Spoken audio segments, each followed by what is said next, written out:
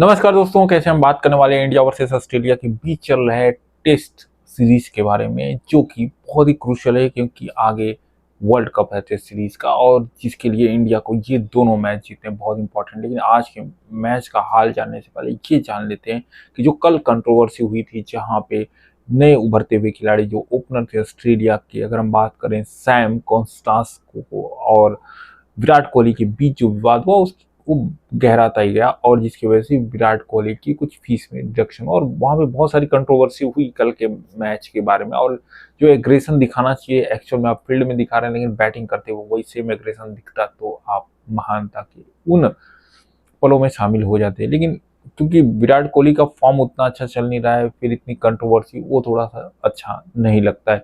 चलिए हम बात करें, ऑस्ट्रेलिया ने आज बैटिंग करते हुए 474 रन बनाए। कमाल का परफॉर्मेंस रहा आज स्टीव स्मिथ का, जिन्होंने 140 रन बनाया और जिस हिसाब से पैट कमिंस कैप्टन 49 रनों का योगदान और पार्टनरशिप जबरदस्त बनाई, 100 से ऊपर रनों का पार्टनरशिप बना, वहां से इंडिया के हाथ से मैच निकलता रहा। सबसे जो एक चीज चुभ रही है वो है कि बुमराह के ऊपर आप कितना डिपेंड रहोगे।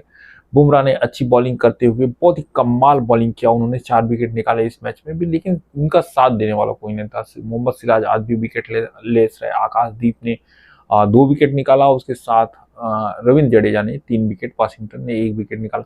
ओवरऑल देखा जाए तो परफॉर्मेंस जो प्रभावित करती है वो सिर्फ और सिर्फ प्रभावित कर पा रही है इस समय बुमराह की।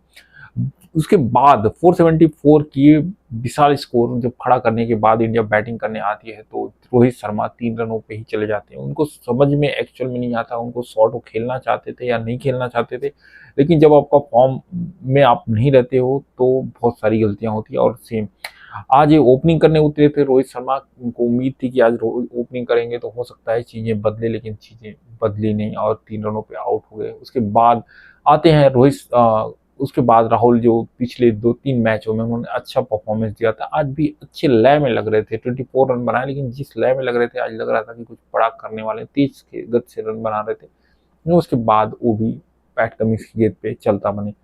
उसके बाद आते हैं विराट कोहली, जिनसे उम्मीदें बहुत थी, और यशस्वी जायसवाल, यानी 51-52 के आसपास जब 2 विकेट गिर गए थे उसके बाद इन दोनों ने अच्छी पारी को संभाला और 150 के ऊपर रन ले गए। लेकिन समस्या फिर वही आती है, जब वहां पे दोनों खिलाड़ी चाहते थे स्ट्राइक लेने के लिए, जब वहां पे लास्ट बॉल थी और उसके बाद स्ट्रेट ड्राइव करा जायसवाल ने, और वहां पे विराट कोहली की गलती माने या जायसवाल की, एक्चुअल में देखा जाए तो दोनों की गलती, क्योंकि विराट कोहली सिर्फ एक कदम आगे निकलते हैं और उसके बाद वो पीछे आ जाते हैं, जबकि जायसवाल पूरा भागते रहते हैं। हालांकि कॉल अगर देखा जाए तो वो कॉल एक्चुअल में जायसवाल का था, तो उस हिसाब से आप देखेंगे तो विराट कोहली की गलती है। लेकिन जिस हिसाब से कमाल का परफॉर्मेंस दिया जायसवाल ने, 82 रन बनाए और उन्होंने एक टाइम ऐसा लगा कि ये जो रन है 474 इसको पीछा कर सकते हैं। लेकिन उसके बाद फिर विराट कोहली भी चलते गए, बने 36 रनों पे, लेकिन ये जो रन आउट था ना, ये पूरा पिक्चर बदल गया, क्योंकि इस रन आउट होने के बाद 3 विकेट फटफट गिरे, बहुत तेजी से गिरे। अब बात करें, यशस्वी जायसवाल रन आउट हुए, उसके बाद विराट कोहली कैच आउट हुए और आकाशदीप जो नाइट वॉचमैन के रूप में आए थे वो भी आउट हो गए। अगर हम बात करें इन चीज़ों से, इंडिया को कुछ समझ लेना चाहिए, कुछ सीख लेना चाहिए। और क्यों मैं बोल रहा हूँ सीख लेना चाहिए, समझ लेना चाहिए, क्योंकि जब आपका बल्लेबाज फॉर्म में नहीं चल रहा है, आप देखिए स्टीव स्मिथ क्या कमाल का शतक पिछले इनिंग में, पिछले मैच में मारा था, फिर आके इन्होंने सेंचुरी मारा, कमाल का परफॉर्मेंस, जबरदस्त परफॉर्मेंस, 34वां सेंचुरी था। जबकि अगर विराट कोहली की बात करें तो 30 पे ही रुके हुए, यानी 80 सेंचुरी जो मारे हैं वो बहुत लंबा टाइम हो गया।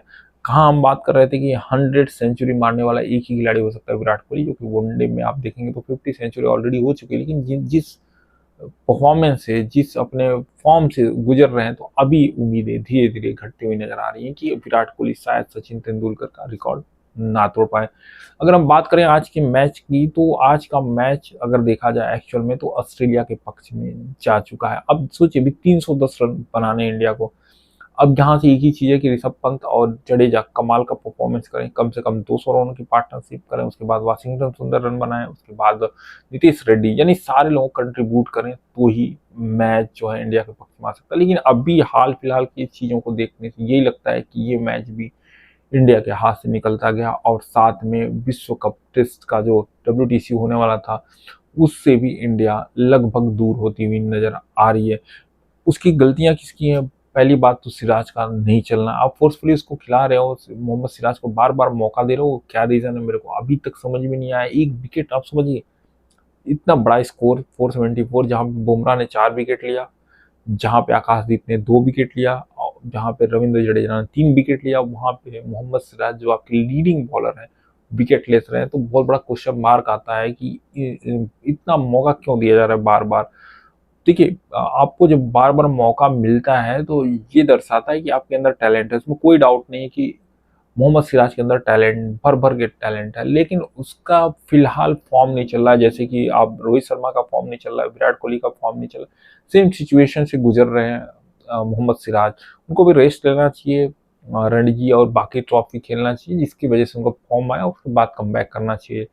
नहीं तो उनको ऐसे ही आप खिलाते रहेंगे तो एक तरह से आप देखा जाए तो उनका कैरियर डिस्ट्रॉय कर रहे हैं। उसके साथ तनुष कोटियार भी आए हैं जो कि अच्छे स्पिनर, लेकिन तेज गेंदबाजों की कमी कहीं ना कहीं खलती हुई नजर आती है। प्रसिद्ध कृष्णा को एक मौका दे सकते हैं, राणा को आपने मौका दिया, पहले मैच में अच्छा करा लेकिन दूसरे मैच में उतना अच्छा नहीं कर पाया। आपको एक ऐसा गेंदबाज चाहिए जिसका परफॉर्मेंस अच्छा रहे। आप उमेश यादव को याद कर सकते थे, बहुत सारे ऐसे खिलाड़ी हैं जो लाइन में आप अगर हम बात करें, ईशांत शर्मा भी अच्छे टेस्ट में बॉलिंग करते हैं। तो बहुत सारी चीजें हैं कि इंडियन, एक टाइम ऐसा लग रहा था कि इंडिया में भरपूर टेस्ट भरपूर तेज गेंदबाज हो गए, लेकिन आज फिर ऐसा महसूस हो रहा है कि कहीं ना कहीं तेज गेंदबाजों की कमी इंडिया में खल रही है।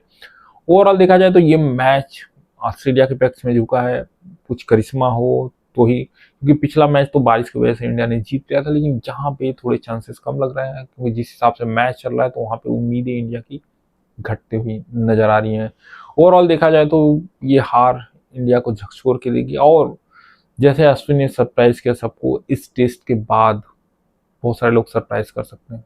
आप सोचिए, जब कोई बल्लेबाज अपने कोशिश करता है कि रन बनाने की, बार बार मौका लेता है, ओपनिंग करता है, रोहित शर्मा की मैं बात कर रहा हूँ, नीचे उतरते हैं, फिर भी बैट नहीं चल पाता, तो चीजें होता है कि यार आत्मनिरीक्षण करो, सेल्फ एनालिसिस करो कि क्या गलतियां हो रही, लेकिन उसके बाद भी चीजें अगर करेक्ट नहीं होती तो आदमी होपलेस होता है और कुछ ना कुछ बड़ा कदम उठाता ही है।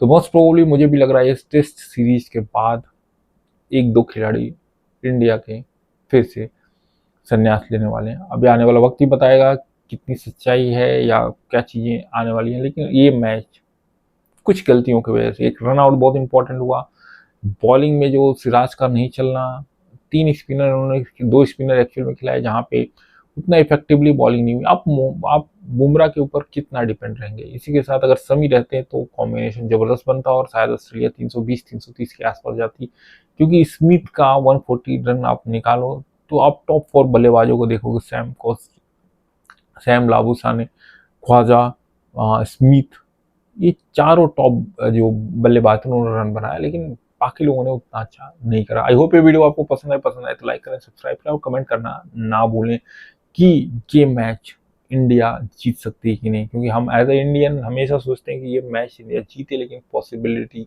थोड़ी कम है। चलिए मिलते हैं नेक्स्ट वीडियो में, तब तक के लिए जय हिंद, जय भारत।